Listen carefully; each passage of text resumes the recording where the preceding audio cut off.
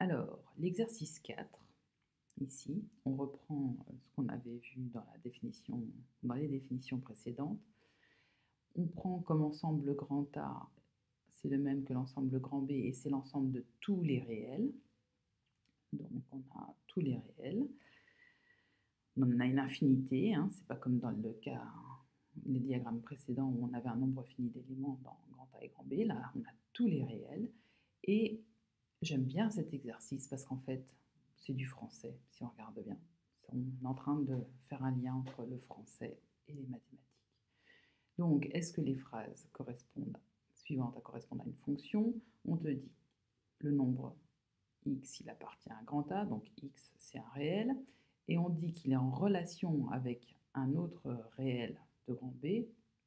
En fait, on aurait pu mettre x appartient à grand R est en relation avec y appartenant à grand R si le nombre x a pour carré y. X a pour carré y. X a pour carré y. Il faut bien faire attention. X a pour carré y. Tu dois mettre quelle égalité? Eh bien, tu dois voir y est égal à x au carré. Y est égal à x au carré. Comme on a y est égal à x au carré, on sait que chaque nombre a un seul carré, donc on obtient bien une fonction. X a pour carré y, ça veut dire que y est égal à x au carré.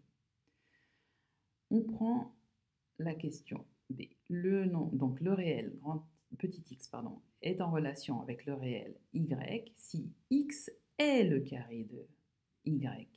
X est le carré de y. Là, d'un point de vue mathématique, x est le carré de y. On a donc l'égalité x égale y au carré. X égale y au carré. Et là, cette fois-ci, on n'a pas une fonction parce que forcément, si x est le carré de y, si x est égal à y au carré, x, il va forcément être positif. Il peut être nul. Là, il n'y a pas de souci. Si x est égal à 0, c'est le carré de 0. Mais si x est strictement positif, alors x, il est le carré de deux réels. On prend 9. Eh bien 9, c'est le carré du nombre moins 3 et le carré du nombre 3. Je te rappelle que moins 3, le tout au carré, c'est moins 3 fois moins 3, et donc ça nous donne le nombre 9. C'est pour ça que dans cette phrase-là, x est le carré de y, tu n'obtiens pas une fonction. Tu as une relation entre x et y, mais ce n'est pas une fonction. Donc là, c'est important de bien faire attention et de bien lire ce qui est demandé.